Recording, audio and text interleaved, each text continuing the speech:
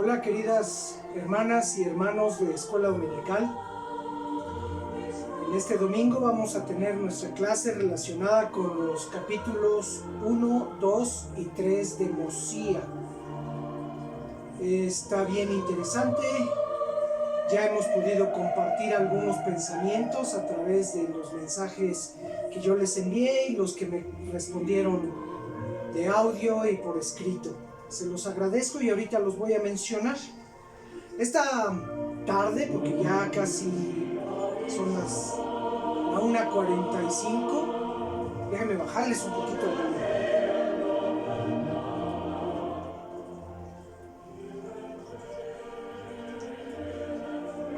Les digo, ya es la 1:45 de la tarde y es para mí un privilegio y un gozo poder estar frente a ustedes para compartir esta clase. En esta mesa tengo 3 elementos importantes con los cuales podemos pasar adelante con este problema del coronavirus y la pandemia y el encierro y la cuarentena que estamos viviendo. Uno de ellos es mi cubrebocas.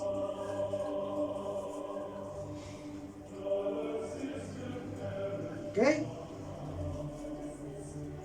Espero no haberme despeinado, pero creo que no. Pero bueno, este cubrebocas ahuyenta a las personas para que no se me acerquen a mí, por lo menos a una distancia de 1,5 metros. Y pues también un producto que todo el mundo compramos al inicio para protegernos, ¿no? Pero bueno, ni uno ni otro sirven tanto como este, las Escrituras. Y entrando en el tema, bueno, voy a comentarles que voy a hacer 2 videos, lo voy a segmentar para que no estén tan largos y los puedan recibir en sus celulares y puedan apreciar la clase. Les sugiero que puedan borrar los otros videos anteriores y todos los que todos estamos recibiendo por este tema del COVID-19, porque nos saturan el celular y luego no nos dejan espacio para estas clases. Así es que voy a segmentar y en este primer video vamos a hablar del capítulo 1 y del capítulo 2 de Mosía. Solamente que quiero recordarles de dónde viene el rey Benjamín. Han de recordar que cuando se dividieron los nefitas y los lamanitas, ya estando aquí en la tierra prometida, los nefitas partieron y estuvieron buscando dónde ubicarse. Y después de varios años llegaron a un lugar donde ya había otros habitantes que habían llegado anteriormente, que eran los jareditas. Y ese lugar se llamaba Zarahemla, fue conocido como Zarahemla. Según yo tengo entendido, ese lugar se ubica en Centroamérica, por ahí en la zona quizá de Guatemala y ya muy cerquita con la frontera que hace con México. Pero bueno, eso no lo sé a ciencia cierta. La cosa es que llegaron a Zarahemla y ahí teníamos ya otros líderes que estaban dirigiendo ese lugar. Y había un hombre que se llamaba Mosía, padre de Benjamín. Y después Benjamín llegó a ser el rey Benjamín. Después que murió Nefi y hubo una sucesión de diversas personas, el hijo de Nefi, los hijos de ese hijo, hasta llegamos a Maliquías, si no me equivoco. Y después ya entramos al ambiente de lo que es el rey Benjamín. Y en este capítulo 1 del rey Benjamín, él empieza a platicar que ya se siente cansado y que le llama a sus hijos. Tuvo 3 hijos, a saber, Mosía, el Orum y el Amán. Y empieza a platicar con sus hijos y les da muchas instrucciones de lo que es ser una buena persona. Y les refiere mucho el tema de que se acuerden de los mandamientos de Dios, que los sigan. Y ya cuando él se siente cansado. Ya habían pasado varios años en este periodo de tiempo. Y ya cuando él estaba viejito y se sentía cansado, dijo, tengo que nombrar otro rey. Y entonces mandó llamar a su hijo Mosía, era su hijo mayor. Y le dijo, Mosía, he decidido hacer un decreto por mi propia boca y voy a nombrarte a ti como rey y gobernante de esta tierra. Así es que te encargo que llames a todas las personas y que las lleves a un lugar donde yo voy a dar esta plática y voy a dar este decreto para nombrarte a ti como mi heredero a este reinado y vas a ser el gobernante. Entonces, Mosía, cumpliendo con la instrucción de su papá, juntó a todas las personas y las llevó a un cerro. Cuando se habla de cerro, normalmente, todos sabemos y entendemos que es un montículo de tierra, una elevación más grande de lo normal. Y así se utilizaba siempre para nombrar al área donde estaban los templos, donde se podía erigir un templo, un lugar sagrado. Y así fue como Mosía mandó a llamar a todos los pobladores de ahí, pero se dieron cuenta que ya eran muchos más de los que se consideraban. Yo no sé si en aquel entonces se hacían censos, pero ya eran tantos que ya ni siquiera los pudieron contar. Y llegó Mosía, y cuando Mosía se da cuenta que no lo podían escuchar a través del lugar donde él se había establecido y que las paredes del templo iban a evitar que escucharan más allá sus palabras, entonces mandó erigir una torre.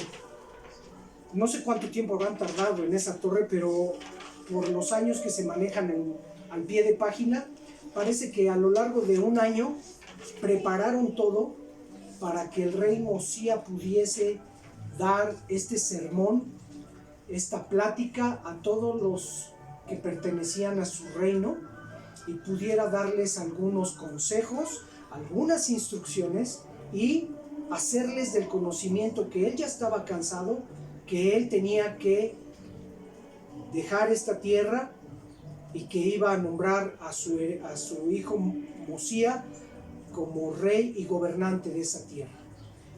Entonces él les estuvo hablando. Bueno, antes de hablarles, estuvieron preparándose y las personas llegaban y colocaban sus tiendas. Las escrituras hablan de tiendas, yo considero que eran como casas de campaña, como tiendas, con la puerta o el acceso a ellas de frente al templo, de frente a la torre en donde iba a hablar Mosía. La gente estaba preparada. Esa es la manera en la que se estaban preparando las personas en aquella ocasión para recibir las palabras de su rey, del rey Benjamín. Es por ello que una de las preguntas que hice en las asignaciones fue ¿cómo es que nos preparamos nosotros para recibir las palabras de Dios? Y Benjamín empezó a hablarles y a decirles cosas maravillosas. Él les habló mucho de la gratitud, les habló mucho del servicio, les habló mucho de los mandamientos, de la obediencia, de lo que tenemos que hacer y cómo debemos agradecer. Les habló también de que debían ser personas consagradas al servicio del Señor.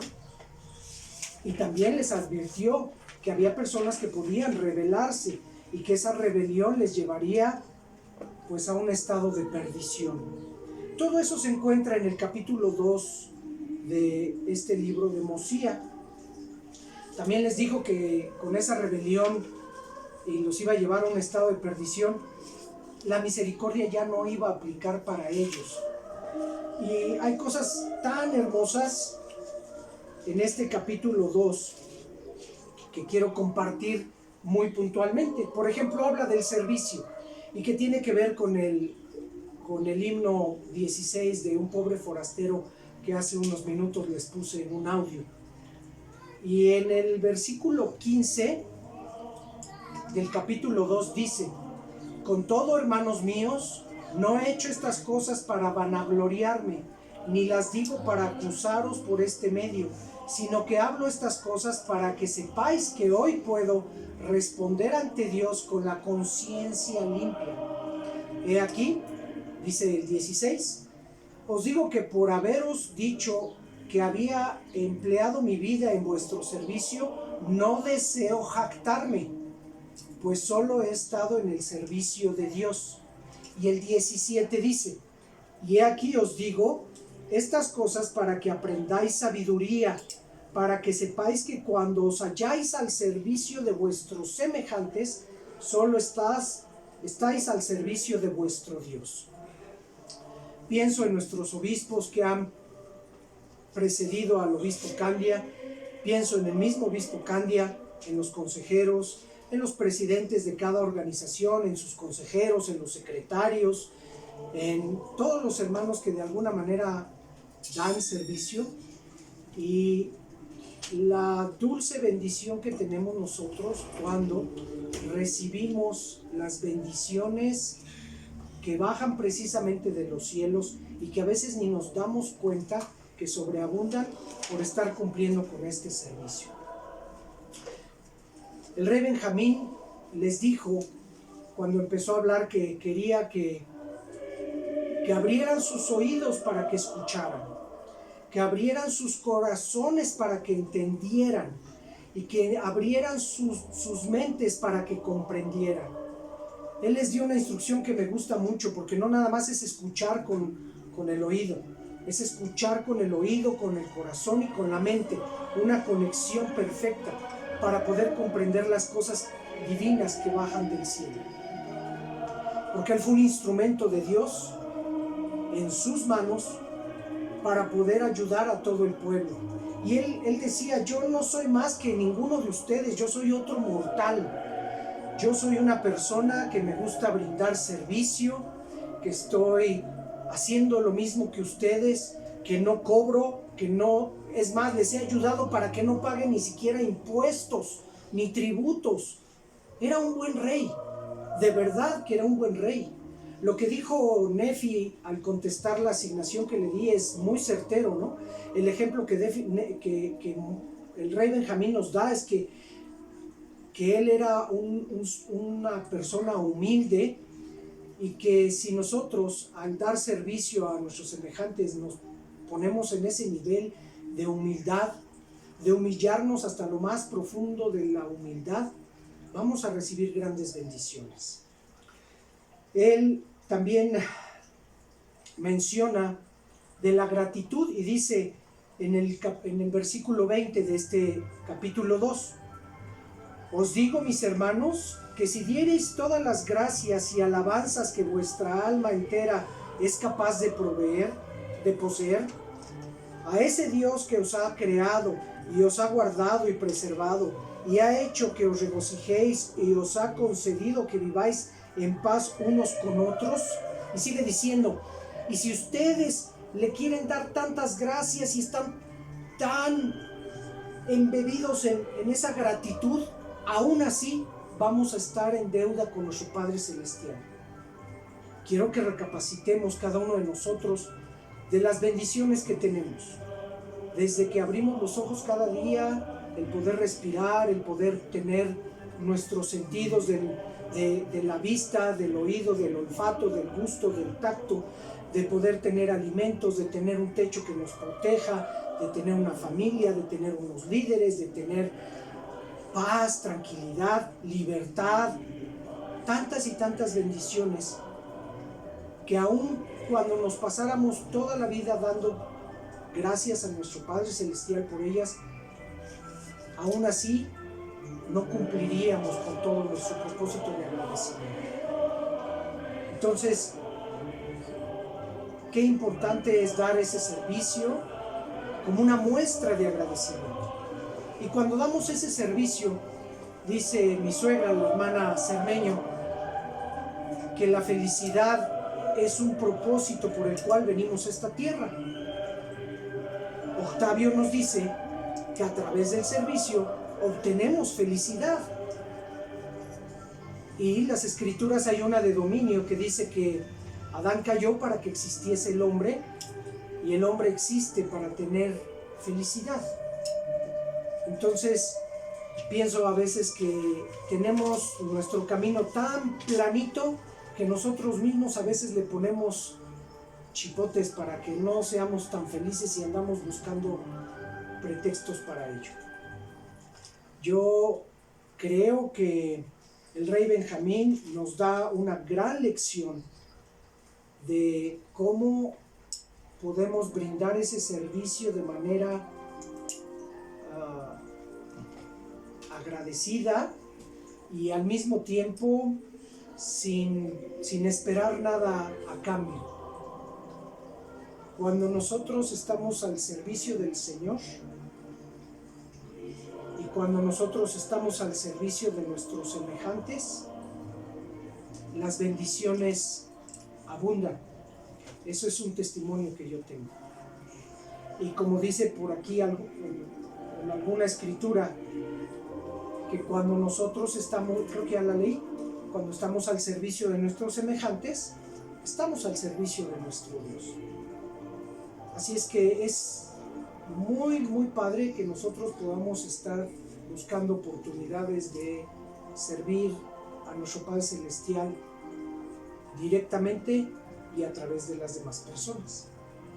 A continuación voy a apagar este video y voy a abrir uno nuevo para hablar sobre el capítulo 3, que el tema central es la salvación.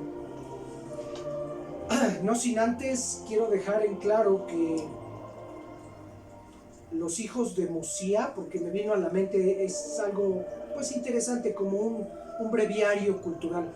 Los hijos de Mosía dicen que también ellos estuvieron preparando, y es importante mencionar que se prepararon porque después viene Mosía a convertirse en el nuevo rey, y más adelante el Amán sigue siendo un profeta. Bueno, todos estos eran reyes y profetas, y el Amán pues también es un profeta, y ellos dicen que se prepararon conforme al conocimiento que les daba su padre y de acuerdo al lenguaje que hablaban.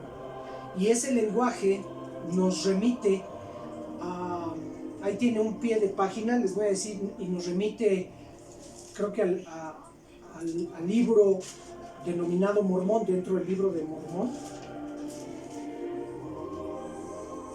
Sí, a Mormón 9:32 justamente, y donde nos refieren que ellos aprendían las cosas, o sea, los hijos del rey Benjamín. Dice, fueron instruidos en todo el idioma de sus padres, a fin de que llegaran a ser hombres de entendimiento. ¿Cuál era ese idioma de los padres, de sus padres? Pues bien, era el egipcio reformado, y eso lo pueden checar en Mormón 9:32. Y también algo que no quería yo dejar pasar es cuando les está diciendo el rey Benjamín que no se dejen llevar por las tradiciones de sus padres. Ahorita voy a encontrar esa parte que habla de las tradiciones. Y nosotros los miembros de la iglesia, entendemos que nuestra conducta debe ser movida no por tradiciones, sino por convicciones. Y aquí en el libro de Mormón, cuando habla de tradiciones, en este capítulo en particular, quiero dejarlo claro, es que se refiere a las tradiciones que tenían clavadas en la mente los lamanitas. Al inicio de este video les dije como recordatorio que se habían separado los lamanitas y los nefitas, y los nefitas llegaron a Zarahemla, y aquí es donde hoy día nos encontramos estudiando.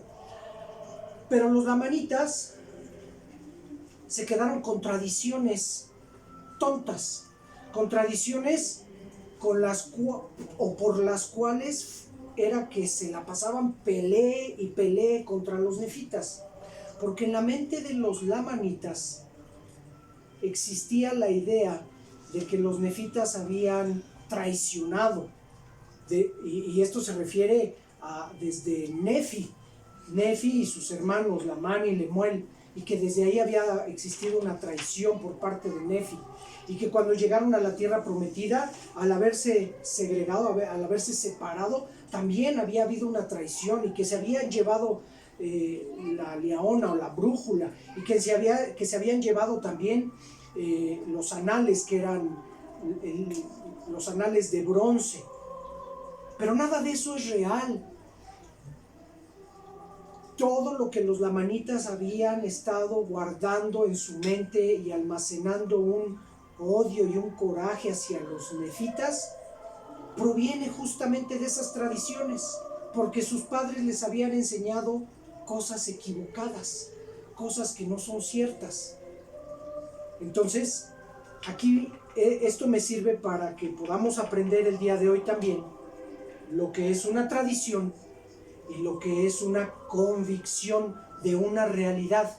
Y las tradiciones son las que nos hacen actuar de manera equivocada. En el siguiente video voy a hacer énfasis en qué versículo y de qué capítulo estoy hablando por lo que hace a estas tradiciones de los lamanitas.